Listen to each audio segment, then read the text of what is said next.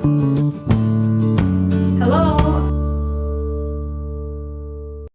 guys, and welcome to my channel and to this video and to this fun project with me. I hope you will join in and give it a try. It's also great for the family, so if you want to join in, that would be awesome. First thing, I will be using this Clairefontaine watercolor paper. It is 300 GSM or 140 pounds, cold press, 100% cotton, 20 by 40 centimeters or 8 by 15.5 inches, but I will divide it, I have divided it into half. So here is the half, 20 by 20 centimeters or 8 by 8 inches, which I have also divided into 3 equal parts. So I do love in painting bookmarks, I do like to use a square piece of paper, then divide it into 3 parts. So that's also what I did right now. I won't be placing a masking tape around each of those bookmarks, but I just made the border so I know where the border is, just for my reference. So that's the first thing. Second thing, I will be using next to this paper, I will be using this. This is just a very quite cheap watercolor paper, actually, drawing paper, Academia, from Fabriano, and this one is 200 GSM or 94 pounds. Actually very thin paper, and I do like to use it when I add paper, when I add watercolors onto a different paper and then add them to my project. So this is the piece of paper I will also be using, and if you have some scraps of your watercolor paper, that would do just fine here.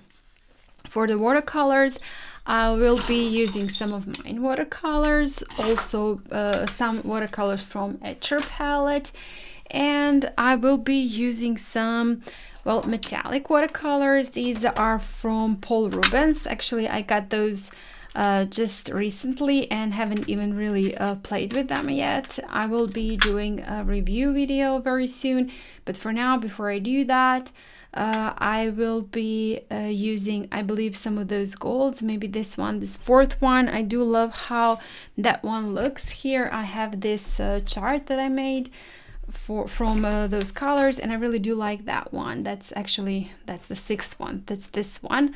I do love it, and I do love how it is granulating. You love me, you know me, and granulating. I do love granulated colors, so that one is quite nice. I will probably be using that one.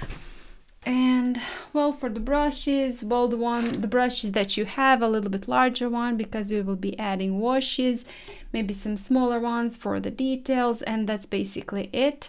So first thing is first, I will just move this paper and use this. If you don't have metallics watercolors, I do have something here that you can use instead. So this is just a box, cardboard box, but if you don't have metallics, you can use maybe some scrap of paper. If you have some gold, whatever, from the cardboard, from packaging, or whatever, that's something that you can also use. I just wanted to show you that it's possible to do without the metallics. First thing I will do is, with a larger brush, I will add some metallics to that Fabriano watercolor paper. A very nice thin coat, just add as much as you want. If you don't like when it dries, maybe it becomes a little bit too light for you, you can add another layer, another coat, and I will, after adding that color, set it aside and leave it to dry. Now I am just privetting. I privetted the first bookmark, and I did not privet the entire bookmark, but just the shape that I want to paint. And then with some raw sienna, I tapped in and added that color. And I guess you can paint your galaxies just the way you like. You don't have to use the same colors or same shapes as I did. I'm just painting in the colors, adding galaxy, first raw sienna, then some violet, pink, and then at the end some black at the edges, and on some parts a little bit more and some parts a little bit less. As I said, you can paint in the galaxies just the way you like it, and you don't have to use the same colors or the same shapes as I did. Just adding in, we won't be adding any more layers, so just make sure that the first layer is vibrant enough, is dark enough, because as I said, we won't be adding more layers. If you prefer it that way, you can of course add, you can on top of your first layer add more layers, but I did not want to do that because I do not want to prevent the paints that I already put on the paper. So that is the reason why I was adding a very large amount of pigment on my paper the first time, just to avoid a layering.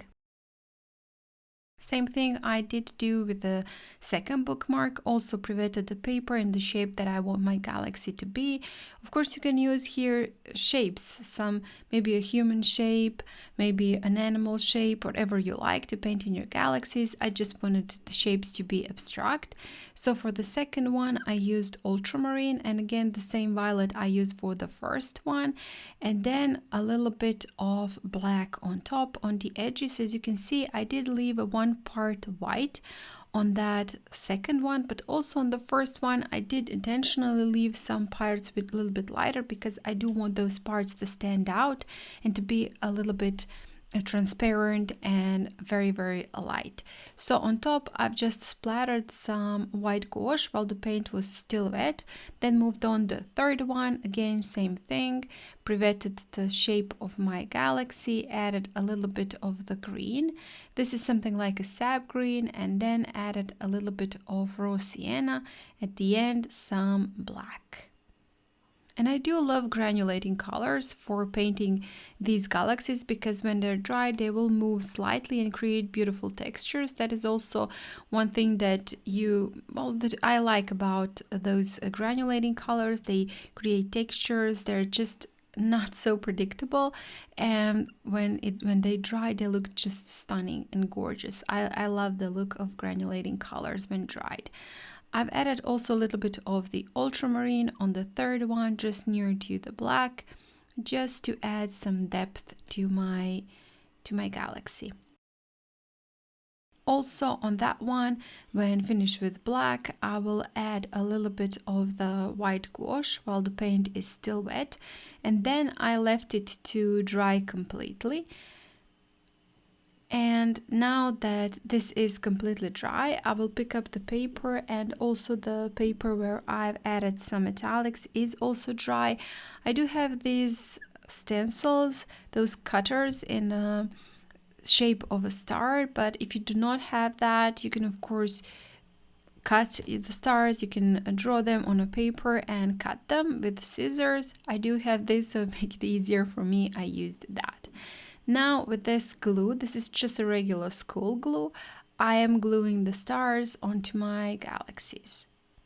And I prefer this way better over painting them on top of my galaxies, because this way they're a little bit more vibrant, and when you add metallics or any colors on top of your watercolors, they won't be so vibrant. So I did want, maybe you have some acrylics, so you can use here acrylics instead of doing these steps. You can also use acrylics and paint in the stars at the end with the acrylics. A little bit of the details, I've added some shooting stars, and also with this detail brush I've added a couple of circles for some larger stars or planets. And on top at the end I've added a little bit of white gouache and also some of that gold that I used for the stars, just a couple of splatters with both of those. And when I'm happy how it looks, I left it to dry completely, then just moving my paper from the block of paper and then cutting it in this cutter.